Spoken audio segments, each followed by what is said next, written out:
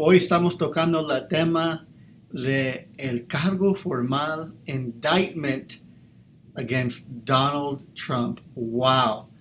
How weird does that sound to say out loud? Indictment against President Donald Trump. Did you ever think, ladies and gentlemen, we would get to this day and people are nodding their heads? Oh yeah, I knew it. I knew it for sure.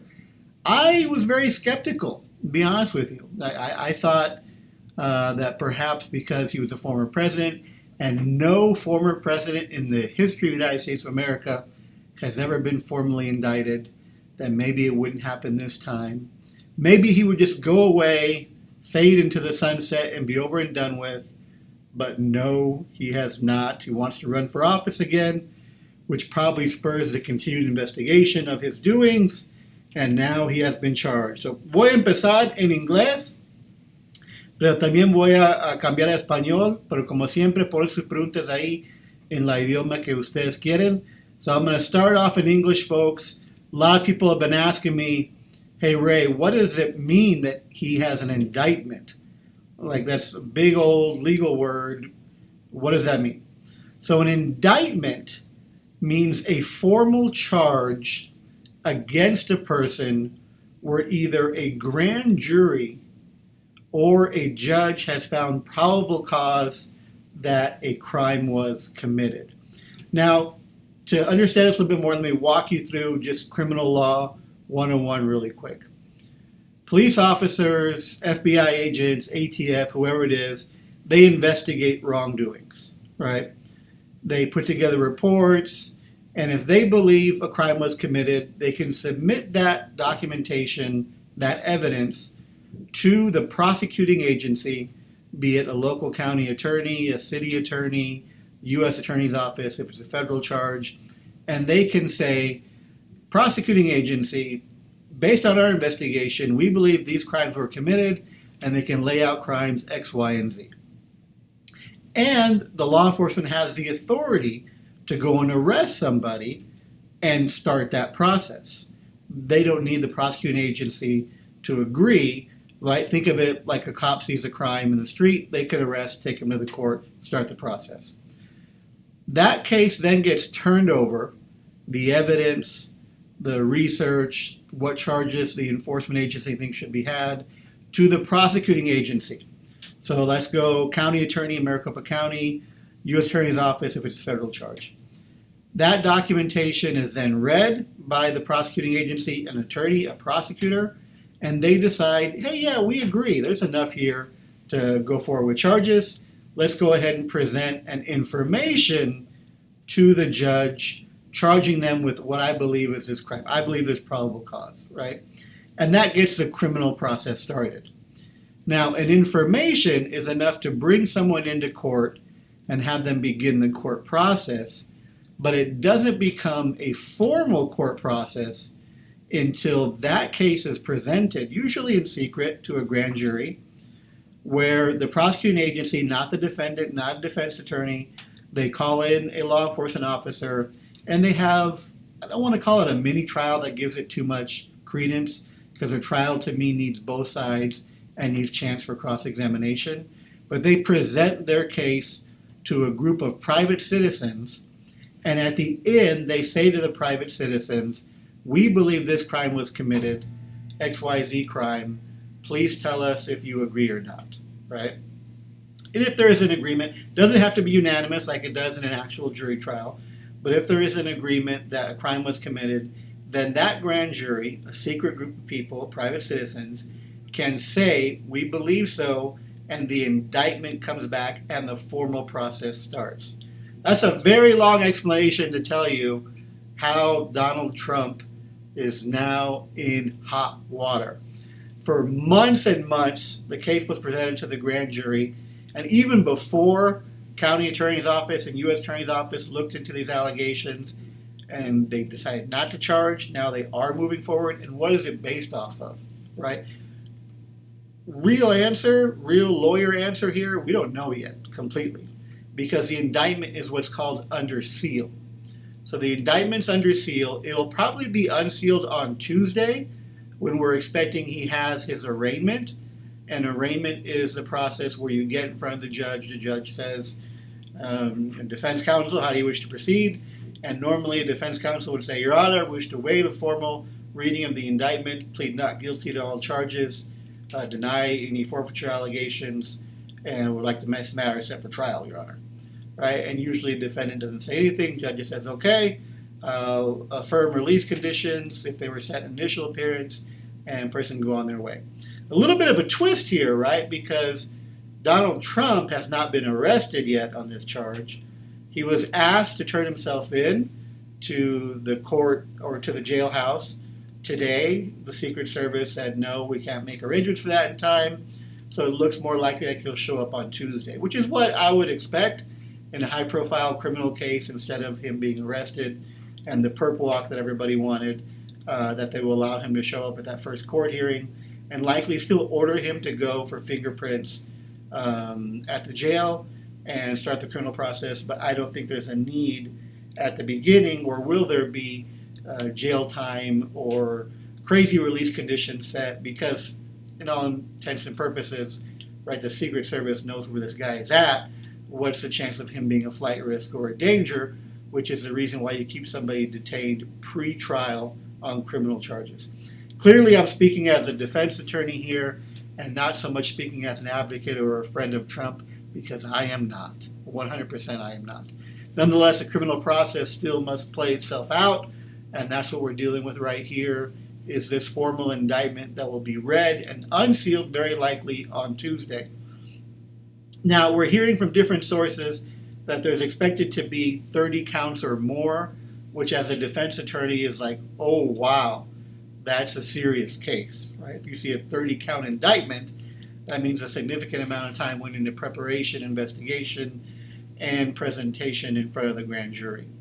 Those 30 counts, though, it's a possibility that they're all related to one single incident, and the one single incident that's coming up the most is this payment to Stormy Daniels. What is the juiciness behind that? Absolutely unbelievable. A 60-year-old married man meets a porn star at a golf tournament and says, please come up to my room for dinner. They then have sex.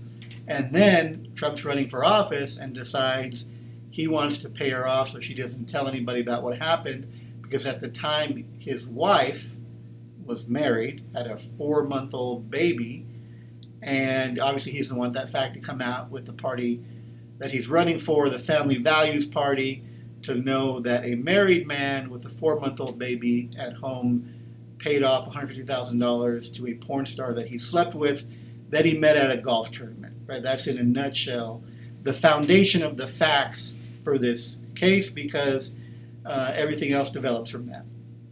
So Michael Cohen was his attorney, his fixer at the time when he was running for office. He reached out to Stormy Daniels. He arranges the payment to be made from his own personal account, from the line of credit he has on his mortgage, and later gets reimbursed over $400,000 from Trump's companies, as payment for legal services, right?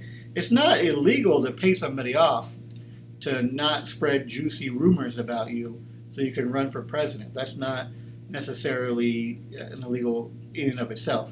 However, if you make payments and they're qualified as related to the election, or if you falsify documents and say it's legal fees, but they're not, it's actually hush money related to the campaign, then that's when it starts getting into the gray area or even the criminal area, right? So what we're seeing right now is that going down, and there's also belief that some of the charges might be unrelated to that. Again, Michael Cohen's already gone to prison. He's already pled guilty, right? So if Michael Cohen was guilty for his role in this, wouldn't Trump have been guilty in conspiracy to whatever Cohen pled guilty to? Very likely, but there is the burden of proof, guilt beyond a reasonable doubt, and Trump, as much as I hate him, was probably intelligent enough to try to leave some layers there of protection, but you never know. Sometimes people can be pretty stupid. The E in email, ladies and gentlemen, stands for evidence, and make sure you're careful there with your emails and your text messages, etc., etc. So, We're going to see him in court on Tuesday. It'll be unveiled. Possibly we're also hearing rumors that charges related to fraud in terms of applications, that he was falsifying the amount of worth of his businesses and getting loans and whatnot. So that could also be added to the charge. Again, going to be a tough one that a multi-millionaire mogul who has accountants and a team of people doing these kinds of payments himself was culpable for it. But nonetheless, it is moving forward. We're hearing also rumors that there's a case coming out of Georgia that'll be a stronger case than this one, that is actually related to the attempt to influence the election, and of course the January 6th still being investigated. So both of those cases could lead to more significant charges in the future. But as of now, that's what we know, ladies and gentlemen. An indictment, formal charges, Trump expected in court on Tuesday. Happy to do another video on that if people find it interesting. Drop a comment below if you would wish to have another video on Tuesday when that indictment is unsealed, so I can go through the charges on what that indictment is. Right now we're thinking, again, it's related to the Stormy Daniels incident and likely a felony if they're filing it over there in Superior Court and asking them to show up for an arraignment and not a lower level court. Again, this is based on my knowledge of Arizona law. I am not licensed in New York, so I'm not familiar with the New York local criminal process. All right? Questions, comments, concerns, please go ahead and drop them down below, and happy to get them answered for you as best as I can. I'm going to switch over to Español. Voy a cambiar a Español, but if you have your questions in English, go ahead and lay those down as well. Okay? So, ¿qué tal, comunidad? Hoy es un día que no esperaba yo que íbamos a ver, pero muchos dijeron que sí iba a pasar. Ayer anunció que hay un cargo formal, un indictment en contra del presidente Trump. Y muchos me están diciendo, abogado, ¿qué es un indictment? ¿Qué significa eso? So, para explicar eso mejor, voy a revisar un poco como clase de casos penales 101 aquí en la Universidad de Abogado Rey, para que ustedes entiendan qué es un indictment. Okay? So, cuando una persona comete un crimen, o ellos piensan, la policía piensa que hizo un crimen, la policía puede arrestar a la persona en ese momento y escribe un reporte, o si ellos están investigando, lo pueden documentar, hacer mucha investigación, y cuando ellos piensen que hay causa fundada por un arresto, causa probable que hicieron un crimen, lo pueden arrestar. Eso empieza el proceso penal. Lo manda al corte y lo entrega esta investigación y los cargos que piensa la policía, FBI, la agencia que investiga crímenes, piensa que le hicieron, y lo entregan a los fiscales. Si es local, son los fiscales en la ciudad o el condado o de estatal, o si es federal, le mandan a los abogados del U.S. Attorney's Office para empezar con cargos federales. Esos abogados no tienen que hacer lo que la policía, FBI, ICE quieren. Ellos pueden decir, no pienso que voy a seguir con este caso, esa persona la puede liberar al juez. Y en primera audiencia el juez dice, no hay cargos formales, o a veces en la segunda corte, no hay cargos formales, no tiene que regresar, hay 7 años para que ellos pongan los cargos de nuevo los fiscales. Si los fiscales quieren seguir con el caso, entonces ellos escriben lo que se llama una información para entregar al juez al primer caso. Eso es diciendo, juez, yo, el fiscal, estoy de acuerdo que la policía, la agencia que hizo la investigación, hay suficiente evidencia que hizo un crimen esa persona. Eso empieza el caso penal y el juez puede determinar si lo van a liberar y eso va a estar encarcelado mientras que el proceso sigue. Luego, si quiere seguir con los cargos, al fin de día la persona tiene que declarar culpable rápido o tiene que mandar el caso a un jurado secreto o en frente de un juez para cargos formales. Eso es el indictment. ¿Verdad? Significa que en esta audiencia, que si es el jurado secreto, es secreto. Yo no sé, nadie sabe, es bajo puertas cerradas y nada más son los fiscales, el jurado y la persona testificando nuevamente el agente o alguien que leyó el reporte explicando qué pasó. Ese grupo de personas privados, el jurado secreto, escucha la evidencia. Si piensa que hay suficiente evidencia para cargos, lo regresan con un indictment o con un cargo formal. Esos son los cargos que el gobierno tiene que probar más una duda razonable en un juicio en el futuro. Esos cargos son los cargos que tenemos ahorita. Lo que sabemos es que había una investigación, presentaron el caso al jurado secreto y el jurado secreto dijeron sí hay razón para pensar, probable cause lo que dicen, que Trump cometió unos crímenes.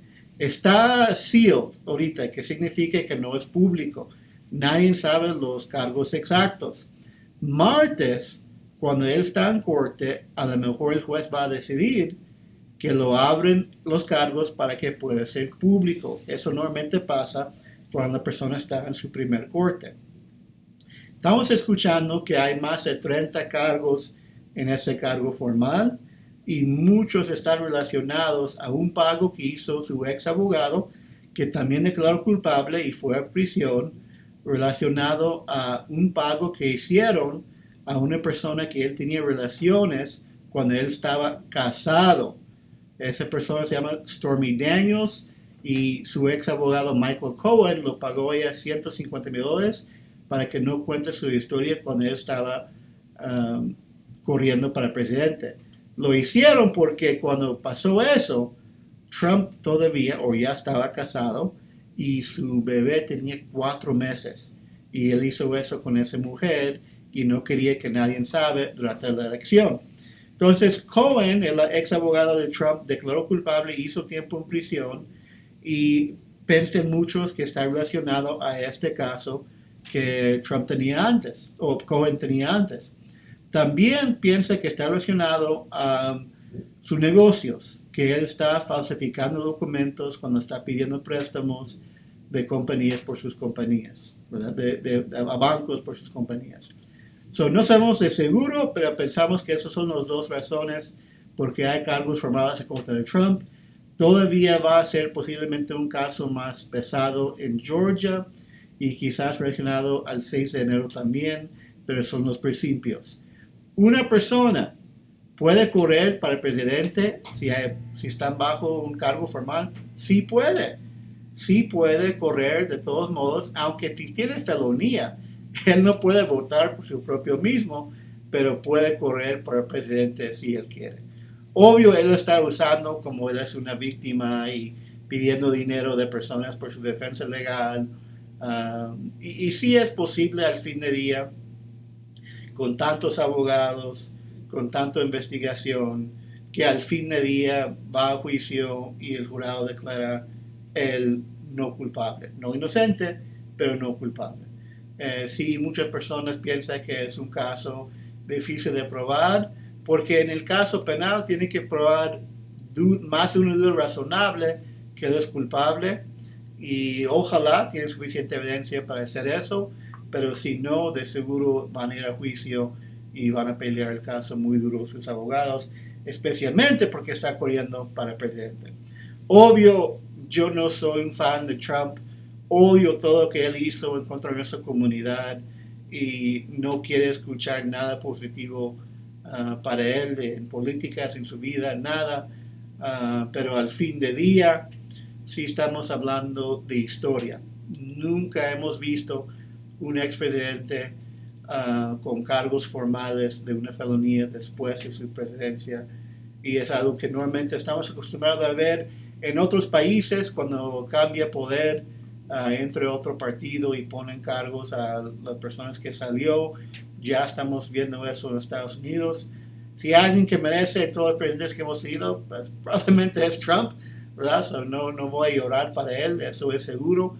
Pero también si quiere nuestro equipo en su defensa, ni por todo el dinero del mundo vamos a ayudar a esa persona. Mucho suerte a los fiscales, unas palabras que probablemente nunca en el futuro va a escuchar de mi boca, pero mucha suerte a esos fiscales en contra de este presidente. ¿Okay?